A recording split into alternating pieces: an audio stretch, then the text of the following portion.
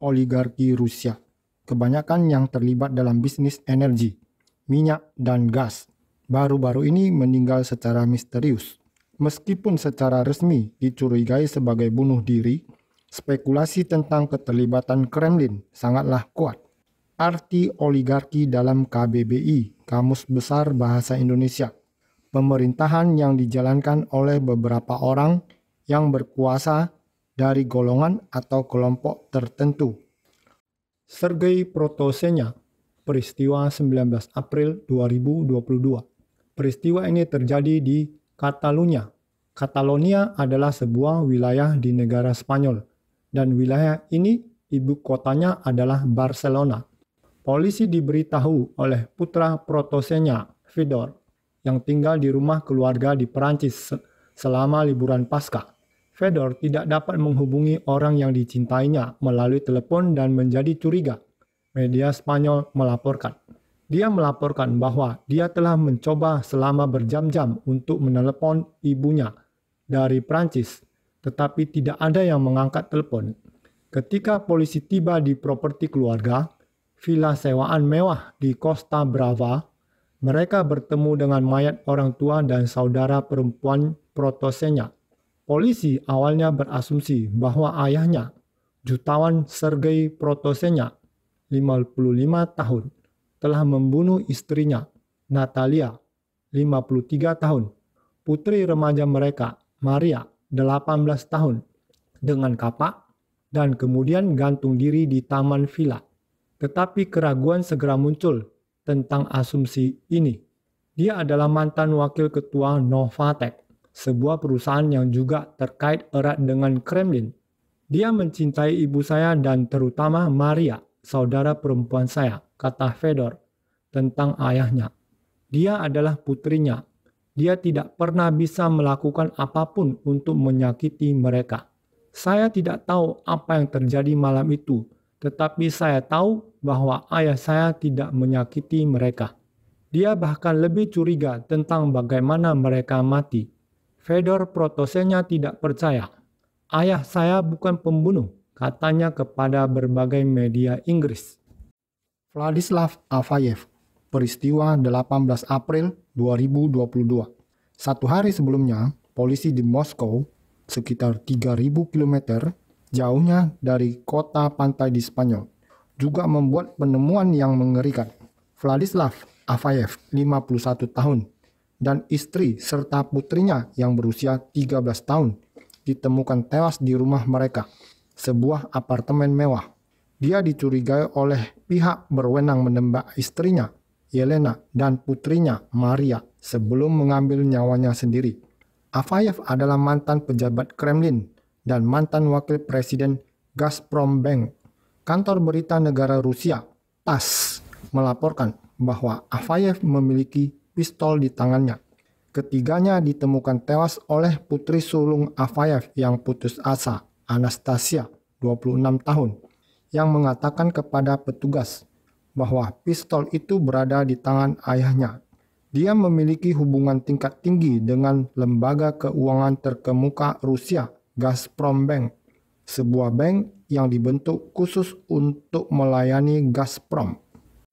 Tak satu pun dari kedua pria tersebut, yang masing-masing bernilai kekayaan lebih dari 400 juta US dollar, berada dalam daftar sanksi internasional dalam konflik Ukraina-Rusia. Media Spanyol berspekulasi bahwa kedua tragedi itu adalah pembunuhan bunuh diri. Para ahli di luar Rusia mengklaim bahwa mereka adalah pembunuhan yang dibuat agar terlihat seperti kekerasan dalam rumah tangga. Seseorang di Rusia melakukan beberapa pembersihan agresif, kata mereka, terutama di kalangan eksekutif industri gas. Insiden-insiden itu terjadi dalam waktu 24 jam satu sama lain, dan rangkaian peristiwa yang diduga sangat mirip. Kematian mereka adalah serangkaian kematian misterius oligarki Rusia, terutama dari sektor energi yang terjadi pada tahun 2022. Gazprom Bank adalah sebuah lembaga keuangan terbesar di Rusia, menyediakan berbagai macam layanan perbankan, keuangan, produk dan layanan investasi untuk pelanggan korporat dan swasta, lembaga keuangan, investor institusi dan swasta. Ini adalah salah satu dari 3 bank terbesar di Rusia berdasarkan semua indikator utama dan menempati urutan ketiga dalam daftar bank di Eropa Tengah dan Timur dalam hal ekuitas. Alexander Tyulyakov, peristiwa 25 Februari 2022. Alexander Tyulyakov, 61 tahun, seorang pejabat senior keuangan dan keamanan Gazprom di tingkat wakil direktur umum, ditemukan tewas oleh tukang kebun, tergantung di garasi rumahnya di Saint Petersburg, dengan secari catatan di dekatnya. Isi catatan Tyulyakov tidak diungkapkan. Pada saat yang sama, beberapa media melaporkan bahwa pada malam kematian Tyulyakov, dia dipukuli dengan kejam. Dalam situasi apa manajer puncak Gazprom bisa dipukuli tetap menjadi misteri.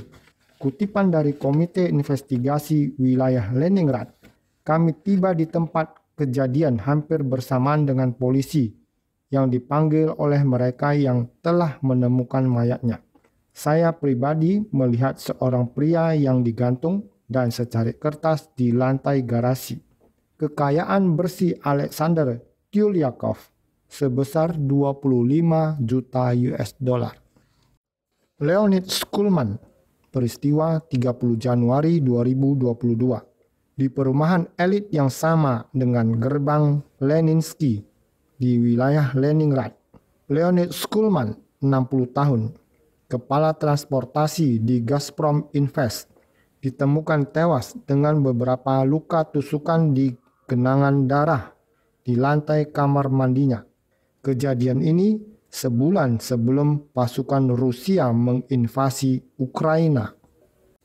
Mikhail Watford, peristiwa 28 Februari 2022. Mikhail Watford, kelahiran Ukraina, seorang raja gas dan minyak, ditemukan tergantung di garasi rumahnya di Surrey, Inggris.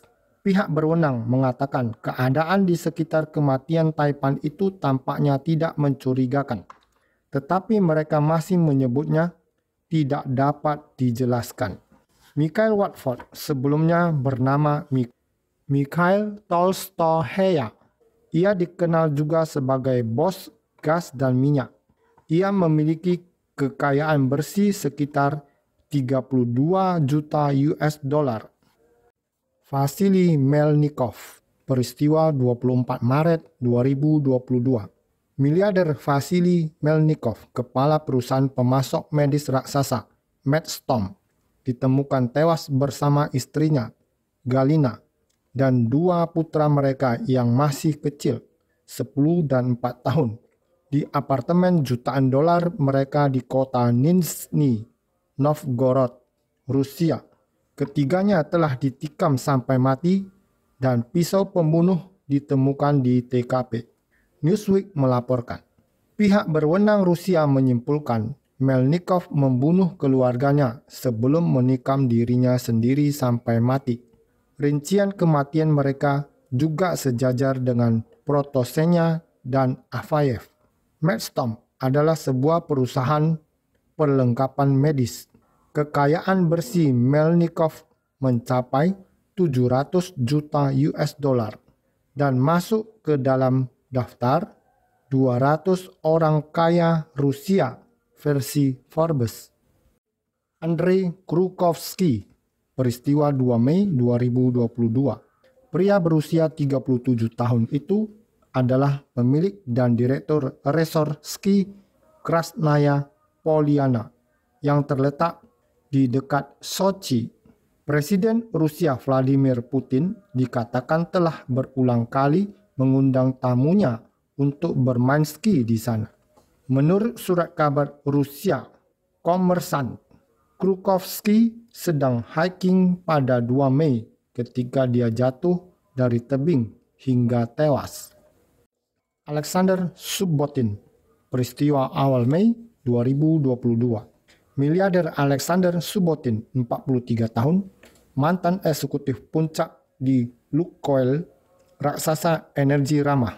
Pejabat mengatakan eksekutif perusahaan energi meninggal setelah pergi ke dukun untuk obat mabuk yang terbuat dari racun katak. Laporan lokal mengatakan dia telah meminta saran dari dukun untuk obat mabuk, tapi dia ditemukan tewas oleh dukun Makwa Flores dan Tina Cordoba setelah mereka merawatnya dengan racun katak. Setelah sayatan dibuat di kulitnya, kata laporan. Oligarki yang memiliki perusahaan pelayaran yang menguntungkan dilaporkan dirawat dengan racun katak, dimasukkan ke dalam sayatan yang telah dibuat di kulitnya. Segera setelah peristiwa itu, Subotin mengalami serangan jantung dan diberi obat penenang dari ramuan valerian. Keesokan paginya, dia ditemukan tewas oleh dukun pria dan wanita, Makwa Flores. Nama asli, Alexi Pinduirin, dan Tina Cordoba, Christina Teigrib.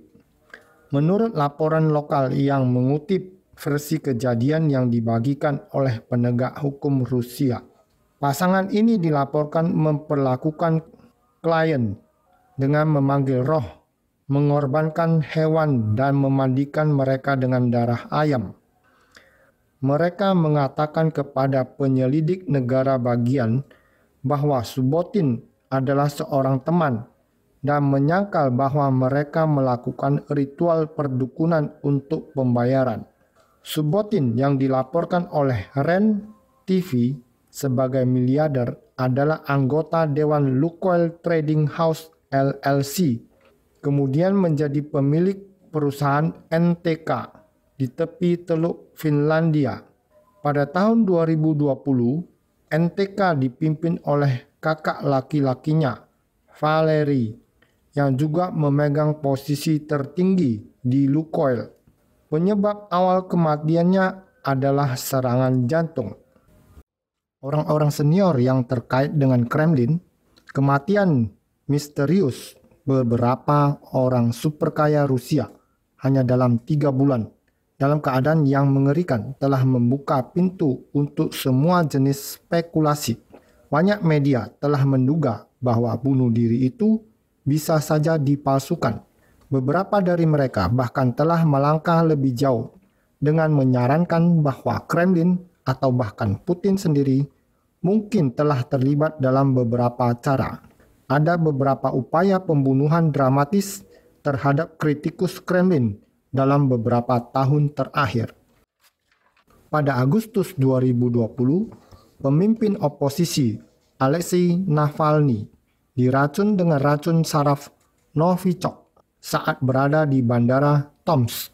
2 tahun sebelumnya, Sergei Skripal, mantan kepala Badan Intelijen GRU Rusia, juga diracun dengan cara yang sama. Baik Navalny dan Skripal selamat. Pada tahun 2006, Alexander Litvinenko, mantan petugas keamanan Rusia yang membelot ke Inggris, diracuni dengan polonium radioaktif di London. Pada tahun 2017, surat kabar AS USA Today menerbitkan hasil penyelidikan yang menyatakan bahwa setidaknya 38 oligarki telah meninggal atau hilang selama 3 tahun.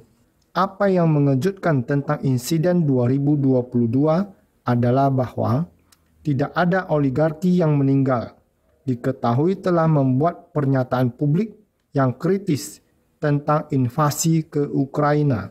Sebuah posting baru-baru ini diterbitkan dari Institut Warsawa, sebuah think tank Polandia yang berfokus pada Rusia dan kebijakan keamanan, menyatakan bahwa baik polisi Rusia dan layanan keamanan Gazprom dengan cepat meluncurkan penyelidikan atas kematian yang terjadi di Rusia. Mungkin beberapa orang senior yang terlibat dengan Kremlin sekarang menutupi jejak penipuan di perusahaan milik negara, tulis sebuah posting di situs Monitor Institute itu. Tidak ada bukti untuk mendukung teori ini atau spekulasi tentang keterlibatan kekerasan oleh pihak ketiga. Jadi, dalam kasus Sergei Protosenya, maka polisi Spanyol menganggap bahwa kematian itu adalah pembunuhan bunuh diri. Penjelasan spekulasi. Igor Volobuev, 50 tahun, bersikeras pada akhir April.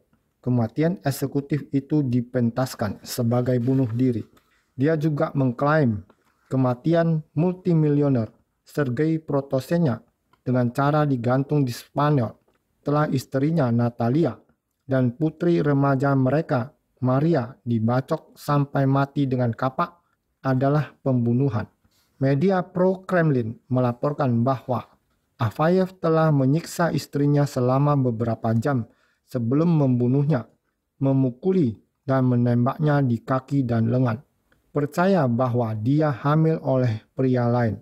Dia mencurigainya perselingkuhan dengan sopirnya yang telah melarikan diri ke Moldova dan mencoba membuatnya mengaku dengan menembaknya di anggota tubuhnya sebelum membunuhnya di flat mereka yang dikunci dari dalam, katanya.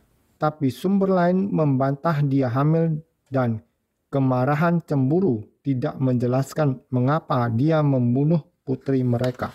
Volobuev membantah bahwa Afayev yang mungkin memiliki hubungan dengan FSB dan ditemukan membawa senjata FSB setelah kematiannya, telah meninggalkan perannya sebagai wakil presiden senior di Gazprombank, seperti yang diberitakan secara luas. Dia masih dan akan memiliki akses ke rekening klien paling elit, termasuk lingkaran Putin dan mungkin presiden sendiri, katanya. Gazprombank diduga digunakan oleh presiden dan kerabat serta kroninya dan dipilih oleh Putin untuk menerima pembayaran barat untuk gas dalam rubel. Afayev melapor ke wakil ketua dewan, Vladimir Riskin, kata Volobuev. Riskin di Gazprombank bertanggung jawab atas personel dan layanan khusus untuk klien VIP bank. Artinya, Afayev seharusnya memiliki akses ke akun mereka. Sebagai wakil presiden senior, dia akan memasukkan informasi tentang pendapatan, kata Volobuev dalam wawancara dengan media Ukraina. Sulit dipercaya bahwa Afayev menembak putrinya, istrinya, dan bunuh diri. Menurut pendapat saya, ini adalah bunuh diri yang dipentaskan. Bunuh dirinya direkayasa. Dia menambahkan, bunuh diri itu mungkin direkayasa karena dia mungkin tahu terlalu banyak. Situasinya sangat mirip dengan Protosenya, kata Volobuev. Sidik jari Putin di seluruh kematian oligarki ini tahun ini. Ada pembersihan yang sedang berlangsung dan sulit untuk mengetahui siapa yang melakukannya, kata Anders Aslund, penulis Rahasia Kroni Kapitalisme dan seorang ekonom Swedia. Tapi bagiku ini seperti pembunuhan Kremlin. Aslund mengatakan kepada The Post bahwa dia mengetahui dari sumber-sumber Rusia bahwa intelijen Rusia menyusun 2 daftar yang berisi nama-nama eksekutif di industri energi negara itu pada akhir 2021 dan pada awal Maret. Aslund mengatakan Kremlin mencurigai seseorang di industri itu membocorkan informasi tentang pendanaan operasi rahasia yang dilakukan oleh intelijen asing Rusia, termasuk invasi ke Ukraina. Daftar itu diberikan kepada Presiden Rusia Vladimir Putin oleh FSB, dan Putin menyetujui pembubaran semua orang dalam daftar tanpa melihatnya, duga Aslund. Putin membiayai banyak operasinya melalui Gazprom dan Gazprombank, dan para eksekutif yang bekerja di sana mengetahui semua tentang pembiayaan rahasia ini. Sektor gas adalah sektor paling korup di Rusia. Banyak yang percaya bahwa beberapa atau semua pembunuhan bunuh diri baru-baru ini mirip seperti kejadian mantan perwira KGB Alexander Litvinenko yang minum teh hijau diam-diam dibubuhi polonium di London pada tahun 2006 dan meninggal beberapa minggu kemudian diperintahkan oleh Putin. Ada juga kejadian yang selamat, yaitu Sergei Skripal dan putrinya Yulia atau Alexei Navalny. Putin berada di balik kematian, kata John O'Neill, penulis buku The Dancer and the Devil.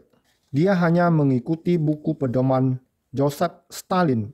Apa yang kita lihat sekarang adalah taktik klasik era Soviet, kata John O'Neill kepada The Post. Stalin harus menemukan cara untuk membuang orang secara diam-diam, dan dia menemukan jalan kembali 1921 ketika dia menciptakan Laboratory One yang pada dasarnya adalah laboratorium bioweapon dengan terowongan yang menghubungkannya langsung ke markas KGB.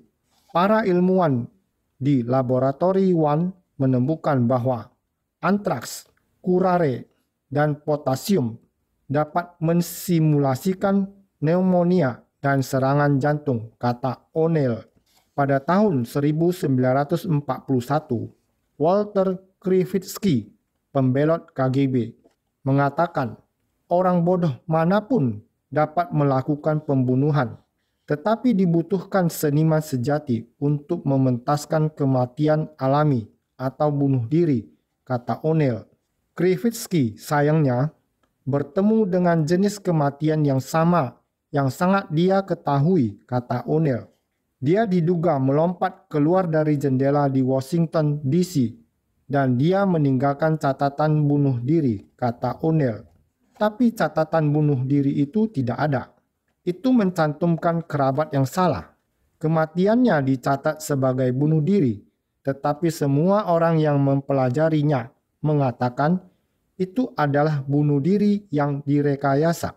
Rusia memiliki unit 29155 yang menakutkan, pasukan operasi hitam yang merupakan bagian dari Badan Intelijen Militer Besar Rusia, GRU, diyakini sebagai tangan tersembunyi di balik pembunuhan bunuh diri dan peracunan yang direkayasa, kata O'Neill. Bunuh diri yang direkayasa menjadi jauh lebih canggih sejak zaman Stalin, kata Aslund. Ada banyak uang yang terlibat dalam semua pembunuhan ini, kata Aslund. Stalin hanya bisa memimpikan uang sebesar itu. Sebagai catatan dari Wikipedia, unit 29155 adalah unit Rusia, GRU, yang bertugas melakukan pembunuhan asing dan aktivitas lain yang bertujuan untuk mengacaukan negara-negara Eropa. Unit ini diperkirakan telah beroperasi secara rahasia setidaknya sejak 2008. Meski keberadaannya baru diketahui publik pada 2019. Ini bukan pembangkang, kata John Hardy, seorang analis riset Rusia, Foundation for Defense of Democracies. Mereka bisa terkena pembunuh bayaran atau bisa juga semacam klan bisnis yang bertikai. Sebuah laporan baru-baru ini oleh lembaga Think Tank Institute Warsawa mencatat bahwa pejabat keamanan Gazprom muncul di lokasi semua kematian. Gazprom baru-baru ini berteori bahwa mungkin beberapa orang senior terkait Kremlin sekarang menutupi jejak penipuan di perusahaan yang dikelola negara. Tetapi bahkan ketika penyelidik polisi Mossos dari Catalonia mulai mencari penyebab kematian Sergei Protosenya dan keluarganya, Novatek mengeluarkan pernyataan yang tampaknya bertentangan dengan teori pembunuhan bunuh diri yang dimainkan di media Spanyol. Protosenya membuktikan dirinya sebagai orang yang luar biasa dan pria keluarga yang luar biasa, seorang profesional yang kuat, yang memberikan kontribusi yang cukup besar untuk pembentukan dan pengembangan perusahaan. Sayangnya, spekulasi telah muncul di media tentang topik ini, tetapi kami yakin bahwa spekulasi ini tidak ada hubungannya dengan kenyataan, kata Novatek dalam sebuah pernyataan. Apa pendapat Anda tentang ini? Silahkan tulis di komentar. Terima kasih.